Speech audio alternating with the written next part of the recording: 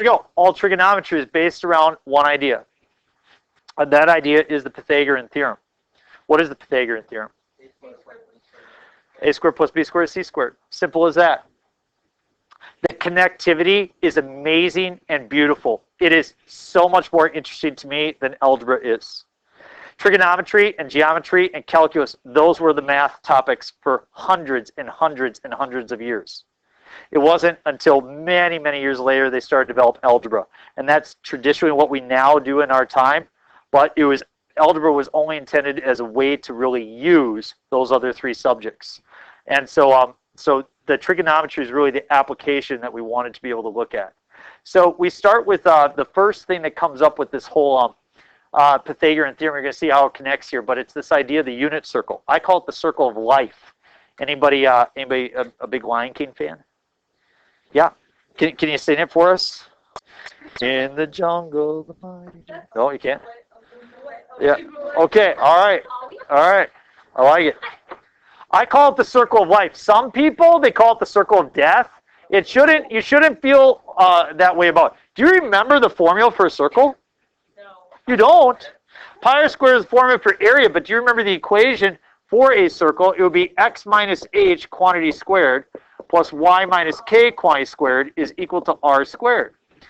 You had it, you tested on it, you got an A. Good for you, but we don't remember it, do we? No. Well, there it is. We will continue to use all of the mathematics. We now assume that if you passed college algebra, you remember all of your algebra. Okay? That's what we assume at this point. So the definition of a unit circle is a circle with radius of 1. Unit circle is a circle with a radius of 1.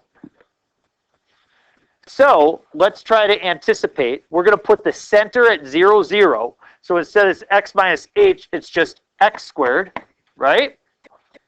Instead of y minus k, it's just y squared is equal to r squared. And if the radius is 1, then it would be x squared plus y squared is 1. And that's the formula for the unit circle. Now, x squared plus y squared equals r squared. That looks very similar to the Pythagorean theorem. It's the exact same thing. And so the unit circle and the Pythagorean theorem are tied together. There are certain points that sit on the unit circle. You need to be able to think about these mentally. Okay? If this is my circle and this is a radius of 1 and this has a coordinate, an xy coordinate, does anybody know what that coordinate would be? 1, 0. What would this coordinate be? 0, 1.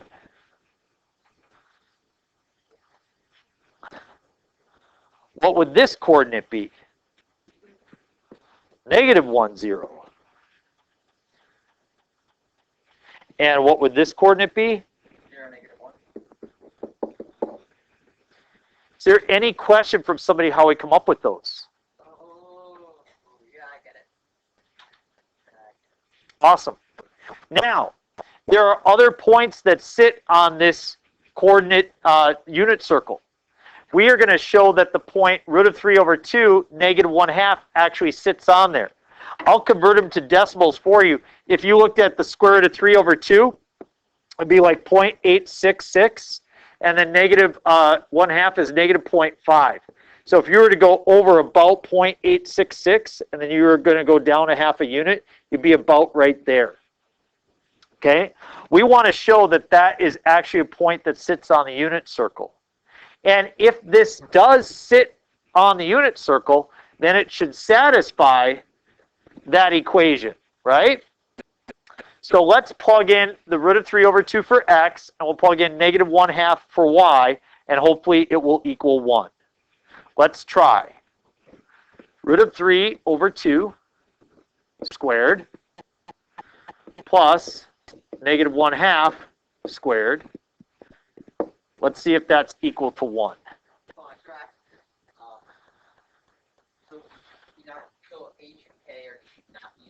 Well, the center is 0, 0. So if you were to put in 0 for h and 0 for k, It becomes x squared and y squared.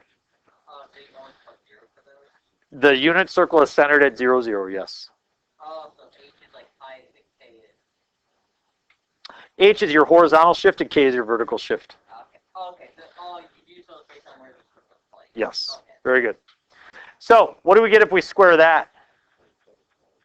0.75. Or if you square the root of 3, you get, and square the bottom, you get 4. Square -1, you get 1, and square 2, you get 4. Is 3/4 plus 1/4 equal to 1? Yes, it is. So we know that this coordinate sits on the unit circle. Let's switch up the question. Point P lies in the third quadrant. Okay, we got a point P lies in the third quadrant. What are the quadrants? I know that you remember them, but I'll write them just for the sake of writing it. 1, 2, 3, 4.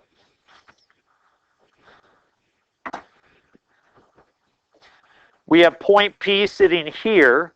It says that the x-coordinate is -2/5. So if we went back 2/5, the question is how far would we go down? Okay, so we have point P is -2/5, and then there's some y value. So we want to find point P. Anybody know how I will find the y value? Plug in -2/5 for. Very good. So if I look at x squared plus y squared is equal to 1, which is right here. If I plug in -2/5 for x, -2/5 squared plus y squared is equal to 1. Let's solve that. What is -2/5 squared? Square the top, you get. Square the bottom, you get. I will change the 1 so that I have common denominators. I'll write it as 25/25.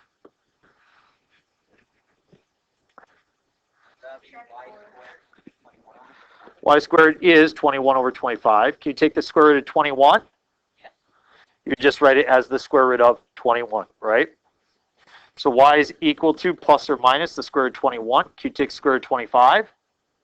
And you get 5. So can somebody tell me, is the y value going to be positive root of 21/5, or will it be negative root of 21/5? It has to be positive, otherwise it would be. Have a conversation with those around you. Decide positive or negative. Go. 5, 4, 3, 2, 1. Somebody super confident? Why negative? It's in the third quadrant, so therefore you have a negative y value. So It only applies if it's in the imaginary only applies if it's in the. So just remember, we would be talking about imaginary solution if it was a square root of -21. But there's not the square root of a negative number, so we don't have an imaginary situation. Both are negative as it's in the third quadrant. Basic introduction to the unit circle. You will not have an assignment today, but we will begin talking about radians and degrees.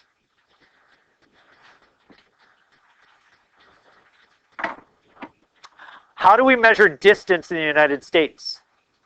Centimeters, miles. Miles. And how do we measure it over in the old country? Kilometers. What's better? I mean, you have to admit that the metric system is rather handy, isn't it? And, you know, for all those who are committed to not using the metric system, next time you go to work on a car, you're not going to be grabbing a 5/8 wrench. You're going to be grabbing a 15mm wrench. I mean, that is the way it is. I mean, just about everything in terms of manufacturing has come over into the metric system as well. So it is already integrated, but we continue to talk about miles. That's fine. This is kind of like miles, and this is kind of like kilometers. We have degree measure, and we have what we call radian measure. You're familiar with degree measure, but we're going to talk about it right now by saying that when we look at degrees that sit on a coordinate plane, we say that this is 0 degrees. And then as we move up here, we say this is 90 degrees. What's it going to be over here? 180. Down here? 270. And all the way around would be? So 360 and 0 end up at the same spot, correct? So there you have it, okay? Now, when I see that, I think of pizza. Like, Like, I'll admit, I'm a big fan of the old Canadian bacon and straight up mozzarella. Anybody else? Like, you love your Canadian bacon? Okay, Luke, thank you. No, keep your fruit off my pizza. I don't want your fruit on my pizza. So, I make really good homemade pizza. I don't want to brag, but I really do. And what I'm waiting for is my daughter to say, when I say, how big of a slice of pizza would you like? I'm waiting for her to say, I'd like 90 degrees, please. You know what I mean? Like, you know, I figured that'd be kind of tricky. You know what I mean? But they've never said that yet. They're like, I just want 3 pieces. I'm like, well, what if I cut it into 18 pieces? You know, 3 pieces isn't that big of a deal. But 90 degrees is 90 degrees, isn't it? They should be smarter about it. You try it with your parents, see how it works. Well, so if I asked you what 1 degree was, how would you describe 1 degree? A sliver, right? Yeah, so it's like my mother-in-law, anytime we have dessert, I'm like, you know, what would you like? She's like, I'd like a sliver of everything. Anybody else do that? You're like, I just like a little bit of everything. Yeah, it's like try to cut a little bit. She's like, no, less than that. I'm like, cut it yourself. Okay, so 1 degree is like that, right? I mean, it's just this, you know, 1 degree. Well,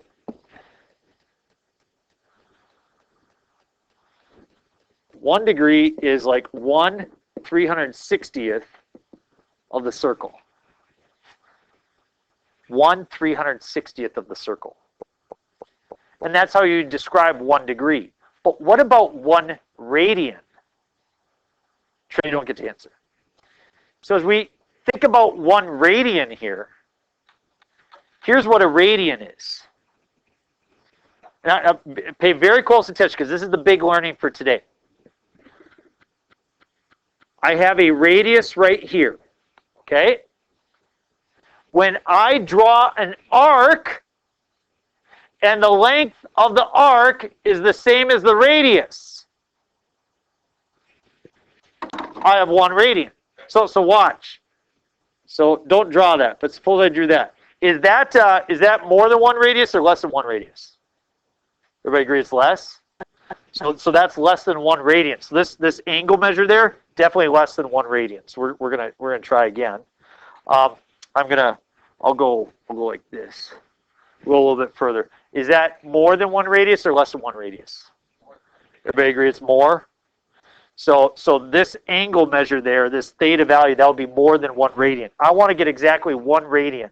Anybody want to be my volunteer? All right. No, you sit down. Sit down. Easton, you tell me when to stop drawing. You tell me when you think my arc is the same as the radius. You ready?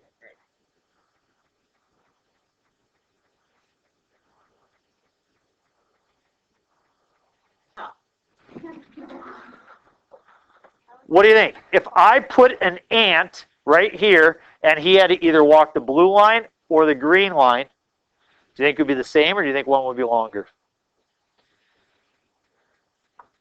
What do you guys think? Don't you think that if we were to take this blue and wrap it here, don't you think that green is a little bit longer? I think it is a little bit longer too. I thought you were missing a bit of blue on the end, like the arrow. Yep. But if you look at that length right there, if I were to wrap this on the outside, I don't think I'd quite get there. You know what I mean? I think it'd be a little bit less. How about?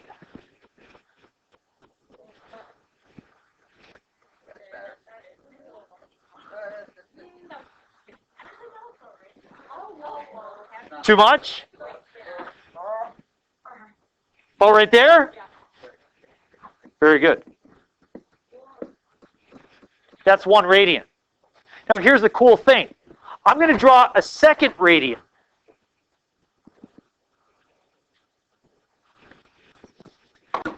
And this is really fun. I'm going to draw a third one. And I'm going to draw a fourth one. And I'm going to draw a fifth one. I'm going to draw a sixth one.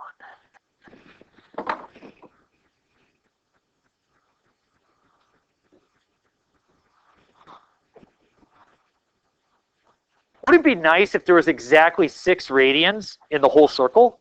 But there's not. Would there ever be? Nope.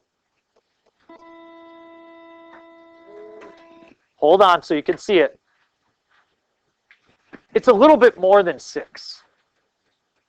Which means, wouldn't it be nice if there was actually 3 in 180 degrees? There's slightly more than 3. Anybody know a number is slightly more than 3? There's exactly pi of them that fit in 180 degrees. Pizza pie! We'll pick up with that tomorrow. No assignment today. Definitely assignment tomorrow. Come to class ready to go. I did it.